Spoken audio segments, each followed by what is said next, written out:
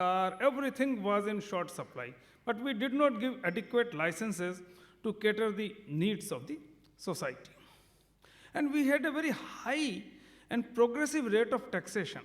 In 1974-75, the highest rate of income tax was 97.3%. And therefore, today we face the problem of black money. And there was, again, paucity of capital because of very progressive rates of taxation. And therefore, by 1991, our contribution in world GDP came down to 3.2%. And today in the world GDP, world's nominal GDP, if we calculate the contribution of India, it is less than 3%. Though on purchasing power parity basis, it is 6%, 6.6%. But if we take the same criteria, then we have relatively receded in last 70 years. And therefore, the people who asked Deendayal ji, what should be our mode of development, or what should be our philosophy of development, and that is why he propounded that we would neither be pursuing capitalism nor socialism, and we should pursue integral humanism. Again, it requires some elaboration. Actually, in the Western society, that is in the capitalistic world where they pursued free enterprise economy, they talked of individual sovereignty. That is, every individual is sovereign. He has all the right to fulfill all his desires at every cost. It is my life, and I should have immense freedom. I can do whatever I like, even up to the extent of anarchy.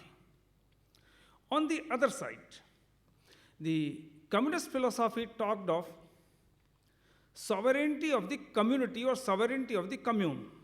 That is, even in China, before 1978, the land was regulated by the commune leaders, which farmer would cultivate what crop, at what price that crop would be sold, and how much labor he should devote in the farm. So everything was decided by the commune leaders. Basically, philosophically or ideologically, they used to say that it is the community leadership. Community is supreme. But basically, the commune leader was an extension of the Politburo of the Communist Party. And therefore, under these two extremes, we said neither anarchical freedom of the individual or sovereignty, nor of the community, but we should think that every individual is part of his family. And therefore, there should be reciprocal give and take between the two. Every family is part of the society. So, there should be reciprocity of responsibilities and duties between the two. Then every society or community is part of a nation or country, and therefore society and nation should be in a state of coordination and in a state of reciprocity of fulfilling their duties. Then the nation is part of the whole world. Today, there are 204 countries in the world. If we take India and China, having a population of more than 100 crores, then there are 9 other countries having a population of between 10 to 100 crores. Then there are 36 other countries having a population between 1 crore to 10 crores. And there are 157 nations out of 204 which are having population less than 1 crore, some countries having 20 lakhs, 10 lakhs, 30 lakhs, and therefore we should have this perception very clear in mind that what is the composition and structure of the world. So, every country is part of the world, and therefore all the nations should live in peace and tranquility and in harmony with each other. Then the world is also constituent of the entire living world. That is, we have animals, birds, plants, so we have flora and fauna, so we are all part of that. And then this human beings, that is the individual, family, society, nation, world, living world, they are all again part of the cosmos, that is Parmeshti. So, from Vyakti to Parmeshti, from Vyashti to Parmeshti, there should be eternal balance and harmony. There should not be any conflict among these various constituents of the world. And if we pursue this philosophy, then the entire bloodletting terror, which is there in Iraq, Syria, Tunisia, Yemen, all these countries, would vanish. It is conflict of religious philosophies. In Indian philosophy, and what Vivekananda ji has said in the Vishwa Dharma Sansad, and what was later on propounded by Deendayal ji, that people may have as many faiths as the number of persons on this earth. And people with divergent faith, having different methods of worship, would go to the one Almighty, as it has been said in the Shiv Mahimna Stotra, Ruchi Nam Vaichitya Dyajo Gotil Nana Patachusham Rana Meko Gammasya Pai Samarana Evam. So in Indian philosophy it is said that like different rivers go into different directions in zigzag paths. Likewise, people also may pursue various kinds of puja or upasana. And people having different faiths would ultimately reach the same Almighty. So, if we pursue this philosophy, then the killings of medieval period, when in the crossfire of jihad and crusade, actually what has happened, up to 1198, the jihad was so fast that even jihadi elements have captured Spain, Austria, etc. in Europe. And then Pope Innocent, he launched the crusade to counter the jihad, and 2 crore people had died in that massacre.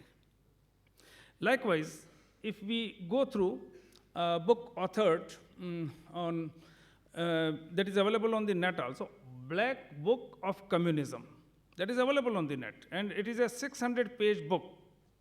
And in 400 pages, they have given simply the figures of people who have been killed in various villages and taluks and districts and countries of the world by communists.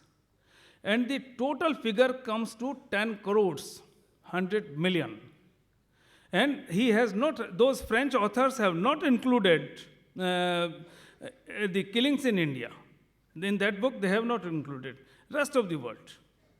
So, this type of conflict of ideologies can be resolved if we have a sense of reciprocity from individual to cosmos, and we think of reciprocal coexistence. Now, coming to the problem of disparities which are prevalent today, and particularly I have been asked to talk on techno-nationalism.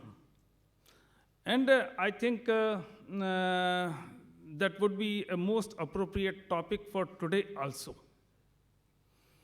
If we have to place India in the front rank of developed nations, then we have to think of economic nationalism, economic patriotism, and techno-nationalism.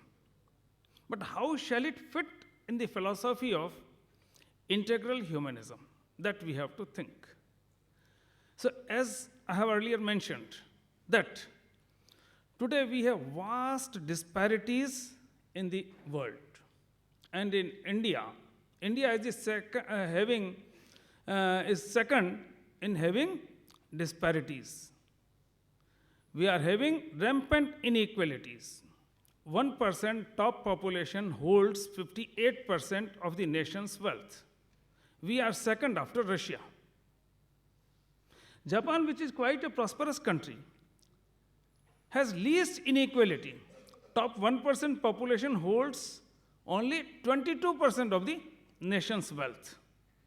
But if we similarly compare various nations of the world, in 1835, the difference between the per capita income of the country having highest per capita income and country having the lowest per capita income was 3:1. And today it is 300:1. Why? Because the means of production are now under the domain of the large transnational corporations belonging to around 24 countries. 2/3 of world GDP is coming from 2,000 large multinational companies. And if we just see the performance of Fortune 500 companies, the topmost 500 companies of the world, we do find that 139 of these companies belong to US, 92 to China, 37 each to Germany, UK, France, etc. India has only 6 companies among the Fortune 500, top ranking 500 company. We are the second largest country. Now, if we see today, as I have earlier mentioned, that we have less than 3% contribution in the world's nominal GDP on the basis of exchange rate, while we are 16% of the world population. We have only 2.1% contribution in world manufacturing. China has 22% contribution in world manufacturing. China was also having only 2.4% contribution in world manufacturing in 1991. Today, it has pushed US to number 2 position with only 17.2% contribution in the world manufacturing. And part of the Chinese progress was due to pursuing techno-nationalism. And even various commentators of the world, they say that by pursuing the path of techno-nationalism, China has attained the goal of techno-globalism, that is, global leadership in the field of technology. If we just come to analyze how has it happened, how China is pursuing techno-nationalism. Say, for example, every one of us uses DVD and DVD player. When China thought that we have to pay $4.5 as royalty on every DVD player, why not we try an alternative product and promulgate our national standards in such a way that that alternative product becomes popular in our country? So they developed EVD, enhanced versatile disc, in place of DVD. And then they developed EVD players. And then they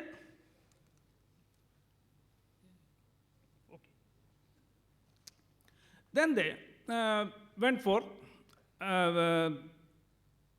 they revised their national standard. Likewise, a very interesting example I would like to quote. In the area of first generation of telecom technology, India was leading in the world, wherein the C. has developed telephone exchanges of more than 80,000 lines, which were well comparable with Motorola and Siemens. For second generation of telecom technology, India again developed a very unique technology, core DECT, C-O-R small, D-E-C-T capital. Voice and data can travel together in that technology. Well, all of a sudden we adopted GSM instead of pursuing the codec. While BSNL has conducted trial in Delhi by raising certain towers there for this codec technology, when we adopted the GSM, about 1 dozen other countries also went in favor of GSM, looking towards the large subscriber base in India. China was not born in the field of telecom technology up to the evolution of this 2G. Then China thought that I should also endeavor in telecom technology. So they tried to take over Euro-American companies in developing third generation of telecom technology. But they could not. But they modified the CDMA technology and they developed a very imperfect and tortuous technology, TD-SCDMA. But they promulgated their national standard in such a manner that in China we would not be releasing a spectrum for any other technology, Euro-American technology, except TD-SCDMA. The money they could siphon from this, they invested in development of fourth generation telecom technology, and they developed a very unique technology by virtue of that, the TD-LTE. Today, 45% of the networks of the world are operating on TD-LTE. And in India, Reliance, Qualcomm, etc., they have also adopted that technology. And that is why now people say that China, while moving from techno-nationalism, has pursued the goal of techno-globalism. Likewise, if India also has to think, we have to think of pursuing techno-nationalism. Like I quote a very good example, though time is limited, but I would be taking a couple of more minutes.